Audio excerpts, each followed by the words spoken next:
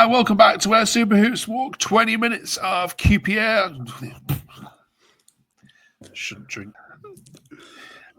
Welcome back to our Super Hoops Walk. Marti's cryptic interview has got tongues talking, and we're going to try and unpick what it might mean. We know there's some clubs that are looking for a manager. Leicester, Southampton, West Brom and Norwich all on the hunt.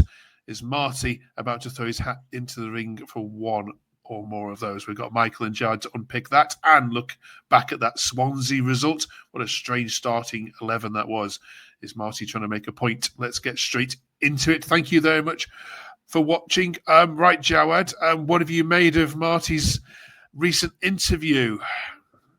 Yeah, it's a little bit cryptic. It's one where he's laid his cards on the table. He's ambitious. He wants to manage a team that can challenge for promotion, and I think he's kind of said to the club, if you're not going to match my ambition, then maybe it's not worth continuing it. I think we kind of knew that he's not going to sit around and just be happy with kind of finishing 16th every season. So I don't think the club can be surprised at that. But yeah, I think with those jobs available that have been mentioned, I think his name is going to come up with a couple of them for sure. So it's going to be an interesting kind of few weeks, I think, at QPR. Cheers, Joe. Michael, is his stock slightly lowered though in the 12 months? I mean, like this time last season, yeah, he saved you without a doubt. QPR would have been in League One without him. But is this season his stock perhaps he isn't as high on the radar as perhaps what some people might think? I think so, but I feel like there's a conversation to be had when he has a fit team and the form that we do, the form that we go on, and the run we go on when we do have a fully fit squad. So I feel like teams who have a higher budget, who have more depth, could come in and say, look, we could offer you this, and he might his head might turn, but ultimately his stock has fallen. But yeah, hopefully he stays. Well, Leicester are going to start on negative points. West Brom are skint. They really are. Norwich don't have much money either. So although you might say, from a pedigree point of view, they seem attractive offers, they really aren't in terms of budget, Jawad. And he's not going to want to go to Leicester if they're starting on minus 10 or 12 points is what's rumoured to be the case. I think one of the issues that he probably has is the squad needs quite a big rebuild again, and we always seem to be in this position. There's lots of players that are out of contract, possibly going to lose our best defender in Jimmy Dunn. Kenneth Powell's out of contract, who's not a big loss, but then that leaves you needing a couple of fullbacks at least, probably three fullbacks. You've got Jack Colback out of contract. You've got I think Frey's out of contract maybe as well.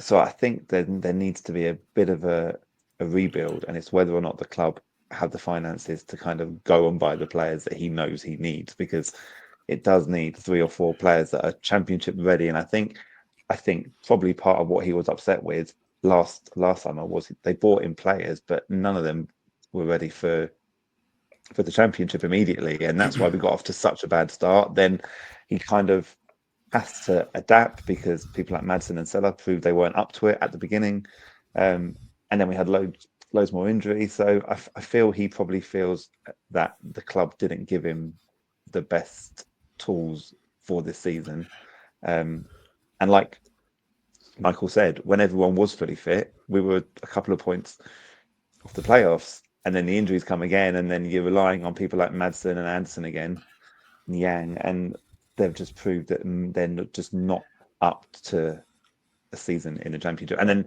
they're not up to playing together. The 3 that played yesterday, which we'll come on to, just are not good enough to play at this level as a 3 individually. One can play when you're playing with a Dembele or a Jair, but yeah, I feel like he is trying to make a point. Yeah, I do feel like as well though, Madsen in the last few games has significantly stood out as being one of our best midfielders. I mean, that assist to Dembele was great, and I feel like going into next season, I feel like there's something would have gone on behind the scenes, and going into next season, I think he could be quite an important player for us. Yeah. I hope. We didn't mention your win at Preston either, which was I'm not sure it was a particular smash and grab, but that's the way the Preston fans saw it. But a good win that definitely secured your safety. So good. Well done there. However, some fans were frustrated, as you've highlighted, both of you, about the 11 that was started yesterday. Let's have a look at some takes from it. Jonah says you played like that first half. It's clearly not working with Yang, Ashby, etc. But you don't make the changes at half time. 7 minutes into the second half, it's the same rubbish and it's too late. Game over by the second goal. Marty got it wrong today. Connor says, poor day at the office, Swansea deserved it. We played like a team that knew we were safe and had nothing to play for.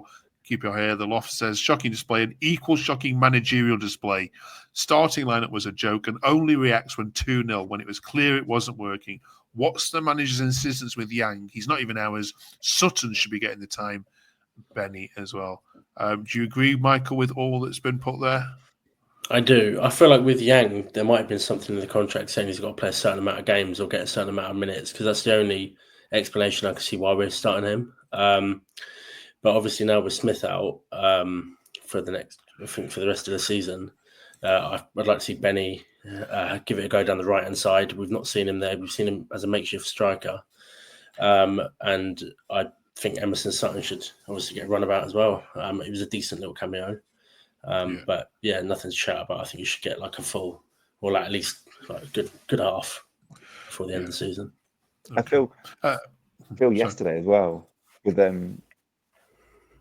In the warm-up, Varane getting injured, he then broke up the centre-back partnership that's been so strong, and I think at all costs he should have kept that as the spine of the team. Morrison and Edwards, clearly the best pairing that we have. So breaking that up, then bringing in Fox, and then moving Edwards into midfield, I think that was a huge mistake. And I'm not saying we're blessed with central midfielders, but I think Madsen could have dropped back alongside Colback maybe, and seeing how that goes. I think breaking up the centre back partnership was bad, and I completely agree with those tweets that at half time it was clear there was only one side going to score again, and at 2-0 it was just too late. And we proved in the last half an hour that Swansea were there to be got at as well. So it was just a really, really frustrating afternoon all around. And like I said, I don't mind Madsen. He's improved massively in the last few weeks. I don't mind Anderson. I don't mind Yang. But playing all three together, there's never going to be enough there. Alongside an unfit Collie, who's not started a game for months, I think there was never going to be enough there to cause problems. You think that was deliberate, Joe? I don't know. Sometimes you feel like we've been blessed with Harry Redknapp, who kind of makes a point with having two goalkeepers on the bench, or Warburton, and I just think maybe I can't understand why Dembele wouldn't be starting ahead of Yang, Madsen, or Anderson. I can't understand. I can understand why Chair's on the bench because he's not been fit for the last 3 or 4 weeks with a hamstring injury, but it is almost like, look, this is what you've left me with, and when a couple of players are out, I'm stuck with these guys. I don't know. Good. Positives, Michael. Some people saying good to see Sutton come on. Yeah, I mean that's about it really. It was good to see him come on, but that's about it. Dembele is a positive. He's going to be bright next season, hopefully. But he's the only good thing we've got going forward, going into next season at the moment. So yeah. And people say it's a shame about Morrison's record being over as well. Right. Okay. Let's have some positivity, though. Final home game of the season against Burnley this weekend. It certainly, I'm sure, helps that they don't really need to win anything. They've got this record going on of they need to get another clean sheet to equal Port Vale's record of 30 clean sheets in the season. So they'll be even playing for a 0-0, maybe. It might be worth a good bet, that. Right. Can't wait for that game for the weekend.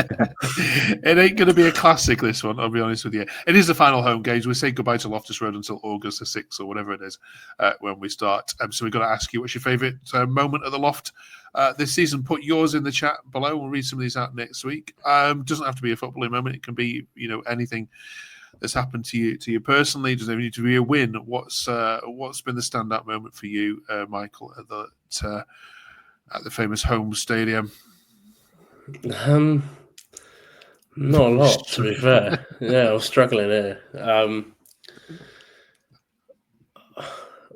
Yeah, off the top of my head, I can't really give you like a standout moment. I feel like we've been pretty average Okay. all season. Yeah, go to Jared. Skip. Right, go on, Jared. Help him out. The Jimmy Dunn goal against Preston late on in December, I think it was, just before Christmas. That was an important win. The best performance was against Derby when we beat them 4-0 recently. Yeah. That kind of was a complete performance, and I think at that point we all kind of thought, actually, if we carry on like this, keep everyone fit, then the season might end in quite a positive way. And then I don't think we've won since then at home. I was looking earlier. Okay. I think that was our last home win. So Okay. yeah. There's been a few wins, but nothing like the Jimmy Dunn moment last season against Birmingham. Okay. Cheers for that, both of you. And finally, the goal of the season award needs to be handed out now as well. So we're asking you, what's the best strike that you've seen from the blue and white hoops this season? Michael, you must have one for this. Yeah. I think the best strike that for me is Varane against Leicester away. I feel like the technical ability on that was for me the best. I did vote for Alfie Lloyd though against Sheffield Wednesday for goal of the season. I hope that wins. Yeah. But yeah, Jonathan Varane, the technical ability to just hit that bottom right was unreal. So that's my goal of the season. But there's quite a few to choose from, to be fair. Brilliant, Jared. Yeah, in the club one, I voted for the Alfie Lloyd scramble against Sheffield Wednesday. I don't think you'll see a better goal mile scramble than that this season. And coming like minutes after Barry Bannon had scored and was celebrating in front of the QPR fans, that was sweet. But I actually think Lucas Anderson's the other day, and he kind of picked it up, and you didn't have any expectation that he was going to do anything, and then he smashed it in the top corner in the last minute. And looking at the results on yesterday's games, it was quite an important goal, because if we had drawn or lost that game, then we'd still been a little bit of trouble. So I'll go Alfie Lloyd first, Lucas Anderson second. Okay. Right. Thank you very much, both of you. Don't forget to put in the comments below whether you can put any standout moments they've missed or any super goals you want mentioning as well. One more to go. And then we can put you out your misery for a little bit. I promise.